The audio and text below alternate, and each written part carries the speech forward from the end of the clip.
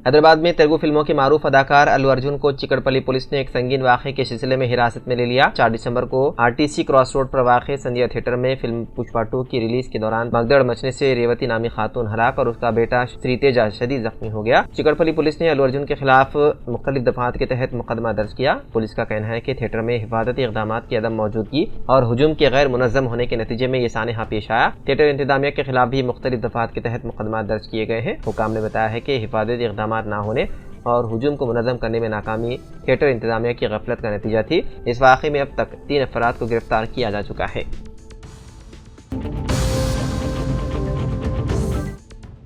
तेलंगाना के निज़ामाबाद जिले में कमसिन लड़की से दस्तदराजी करने वाले एक शख्स को मुताशरा के घर वालों और मुकामी अवाम ने पीट कर दिया हलाक। ये वाक़या निज़ामाबाद के रेंजल मंडल के वेरनागुंटा तांडा में जुमेरात की रात पेश आया। लड़की से दस्तदराजी के बाद लड़की के घर वालों और मुकामी अफराद ने उस शख्स पर हमला कर दिया, जिससे वो शदीद ज़ख्मी हो गया और इलाज के दौरान ज़ख्मों से जामर ना हो सका।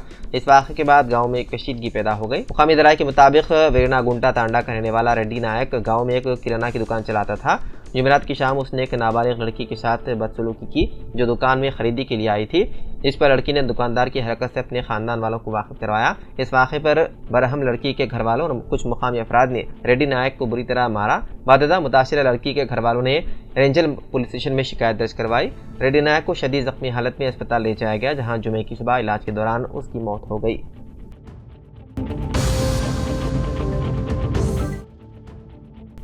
दिल्ली के मारूफ DPS east of Kailash Salwan school और कैम्ब्रिज स्कूल समेत मुतादिद स्कूलों को जुमे के रोज बम की धमकी अमेज कॉल्स और ईमेल्स मौसूल हुई, जिसके बाद दिल्ली पुलिस और फायर ब्रिगेड की टीमें फौरी तौर पर हरकत में आई और स्कूल के अहाते की जांच शुरू कर दी। इब्तिदाई तहकीकात में अभी तक कुछ मशकूक नहीं पाया गया। धमकी देने वालों ने ईमेल में कहा कि स्कूलों के अहाते में कई धमाका खेज मवाद नस्ब किए गए हैं और ये दावा किया कि स्कूल इंतजामिया तलबा के बैग्स की बार बार जांच नहीं करती। मजीद कहा गया है कि एक खुफिया डार्क वेब ग्रुप इस सरगर्मी में मुलविस है। ईमेल में खबरदार किया गया है कि 14 सितंबर तक खतरा बरकरार रह सकता है, खासतौर पर उन स्कूलों में जहां PTM या खेलों के प्रोग्राम जारी हैं।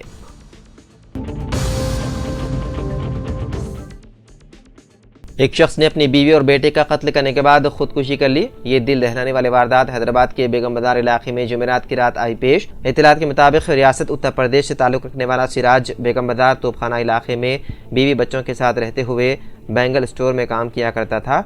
चंद दिन कबल ही उसने बेगम बाजार में मकान किराए पर हासिल किया था। उसने अपनी बीवी का गला काट कर कत्ल कर दिया और उसके बाद छोटे बेटे फैजान का भी गला काट कर कत्ल कर दिया। उसके बाद खुद फांसी ले ली। उसने ये वारदात अपने एक और बेटे के सामने अंजाम दी। लड़का यह मंजर देखकर खौफ के आलम में वहां से फरार हो गया। बीवी और बेटे के कत्ल के बाद सिराज ने फांसी ले ली। बताया गया है कि पुलिस को मुकामी वाक़े से खुदकुश नोट बरामद हुआ। शोहर अपनी बीवी के किरदार पर शक करता था। इसी मसले पर कल रात शोहर बीवी के दरमियान झगड़ा हुआ और उसने ये वारदात अंजाम दी। पुलिस ने नाश को पोस्टमार्टम के लिए उस्मानी अस्पताल के मुर्दाखाना मुंतकिल कर दिया और मुख्तलिफ ज़ावियों से तहकीकात में मसरूफ़ है।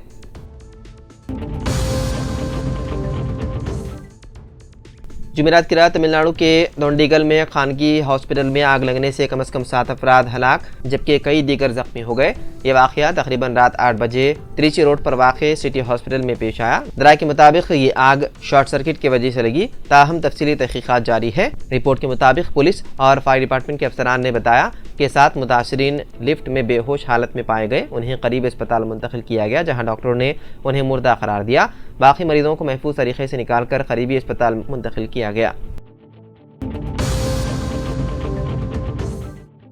किसान को हथकड़ियां लगाकर अस्पताल मुंतकिल करने के मामले में महकमे जेल के हुकाम ने कार्रवाई करते हुए संगारेड्डी जेल सुपरिटेंडेंट को मुअत्तल कर दिया। वादे रहे कि लागाचेला वाक़े में गिरफ्तार किसान हरि नायक और दीगर किसानों को हुकाम पर हमले के इल्ज़ाम में गिरफ्तार करके जेल भेज दिया गया था।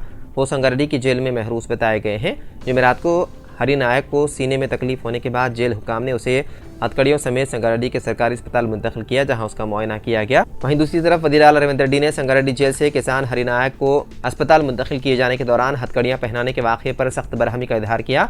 उन्होंने सवाल किया कि एक बीमार किसान को अस्पताल ले जाते वक्त हथकड़ियां पहनाने की ज़रूरत क्यों पेश आई। उन्होंने इस वाक़े की मदम्मत करते हुए फौरी तहकीकात का हुक्म दिया और आला हुक्काम से वाक़े की मुकम्मल रिपोर्ट तलब की।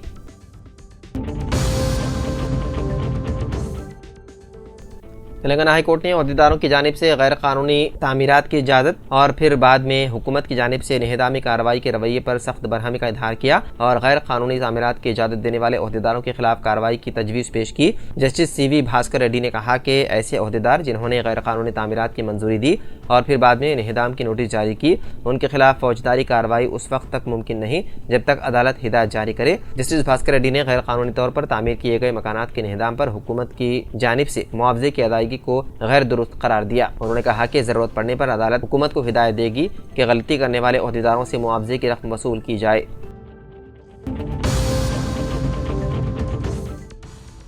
तेलंगाना के प्राइमरी और अपर प्राइमरी टीचर्स के नुमाइंदों ने मरकजी वज़ीर क़ानून अर्जुन राम मेघवाल से मुलाकात की और कानून साज कौंसिल की टीचर्स नशिस्त के इंतखाबात में राय दही का हक देने का मुतालबा किया। कौंसिल की टीचर्स ज़ुमरे के इलेक्शन में प्राइमरी और अपर प्राइमरी टीचर्स को राय दही का हक हासिल नहीं है और इलेक्शन कमीशन से भी इस सिलसिले में नुमाइंदगी की जा चुकी है।